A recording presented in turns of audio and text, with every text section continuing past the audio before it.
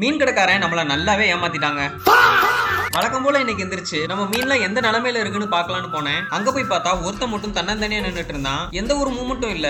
சரி அவனை மட்டும் தனியா போட்டு ப்ளூ மெடிசனை போட்டலான்னு பார்த்தா டக்குன்னு நார்மல் ஆகி சுத்த ஆரம்பிச்சிட்டான். நம்ம ரூம் ரொம்பவே குப்பையா இருந்ததுனால கிளீன் பண்ண ஸ்டார்ட் பண்ணியாச்சு.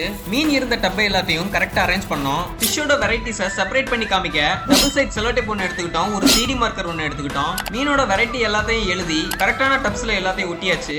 ஓவராலா லுக் இப்படிதான் இருந்தது. கடைசியா மீனுக்கு எல்லாத்துக்கும் ஃபுட்டு போட்டுட்டு கிளம்பிடலான்னு பார்த்தபோது தான் ஆப்டிமம் பாக்கெட்டை திருப்பி பார்த்தோம். அங்க நியூட்ரிஷனல் வேல்யூல புரோட்டீன் 28% போட்டிருந்துச்சு. இதுல தாங்க நம்ம ஏமாந்தோம். இந்த புரோட்டீன்லாம் சுத்தமா நம்ம மீனுக்கு பத்தவே பத்தாதுன்னு மொய்னா கல்ச்சரை எட்டி பார்த்தா அவன் இன்னும் டெவலப்பே ஆகல. நேத்து தான் ஸ்டார்டர் கல்ச்சர் வாங்கி போட்டு விட்டுருக்கோம். ஸோ இன்னொரு 5 days ஆகும். நம்ம மீனுக்கு கொடுக்குற ஃபுட்ல மினிமம் 50% புரோட்டீன் இருக்கிற மாதிரி பார்த்துக்கணும். அப்பதான் growth நல்லாவே இருக்கும். நாளைக்கு கண்டிப்பா இந்த மைக்ரோவாம் கல்ச்சரை ரெடி பண்ணிடலாம் நினைச்சிருக்கேன். இந்த சீரிஸை மிஸ் பண்ணாம இருக்க பின்ஸ்டனா மறக்காம ஃபாலோ அண்ட் சப்ஸ்கிரைப் பண்ணிக்கோங்க.